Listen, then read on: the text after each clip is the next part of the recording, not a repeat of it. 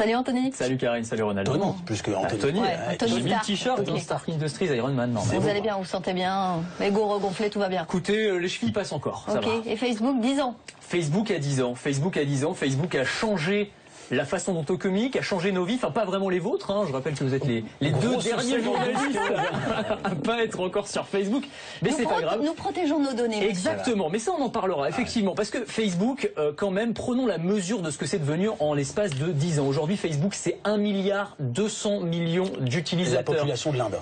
C'est la population de l'Inde, c'est ça. C'était le Vatican il y a 10 ans, maintenant c'est l'Inde.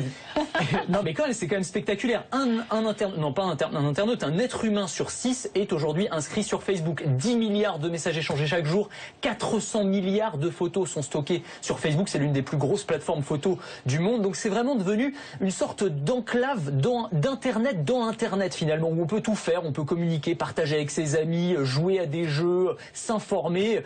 Et c'est évidemment un miroir déformant de nos relations sociales. Facebook, c'est pas la réalité, c'est vous, mais en mieux. Facebook, toujours. On essaie de se mettre en avant. Moi, quand je vais sur mon fil Facebook, j'ai l'impression que tous mes amis sont toujours soit en vacances aux Bahamas, soit en train de tester les meilleurs restaurants de Paris. Vous voyez, on parle beaucoup moins souvent de son licenciement ou de son divorce, globalement. Donc, il y a ce petit... Non, mais c'est vrai. Il y a une étude américaine qui a montré que Facebook rendait malheureux parce que justement, à force de voir tous les gens heureux, souriants et réussissants sur Facebook, bah vous, dans votre canapé en train de manger vos nouilles, vous vous sentez comme un gros loser. Donc, voilà, c'est une petite étude. Avec Karine, on est totalement épanoui. Oui, ravi. Si les téléspectateurs avaient des doutes, qu'ils le sachent, c'est avant tout une formidable machine économique Facebook. Oui, évidemment, basée sur l'utilisation et l'exploitation de nos données personnelles. Et je queen. Oui, vous queenez, j'ai remarqué. Voilà.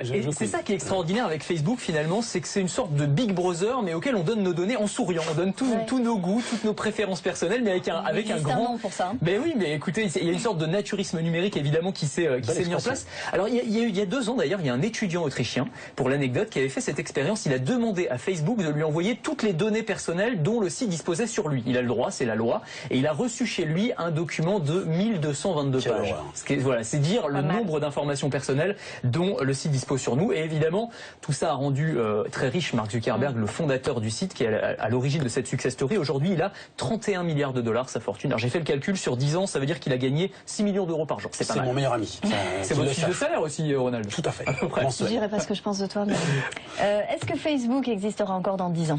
Alors oui, moi je suis convaincu que oui. Je vais pas me joindre au concert de ceux qui disent que Facebook va disparaître. Alors on a eu des études qui sont parues, une étude notamment parue il y a quelques jours qui disait que Facebook allait perdre 80% de ses utilisateurs d'ici 2017.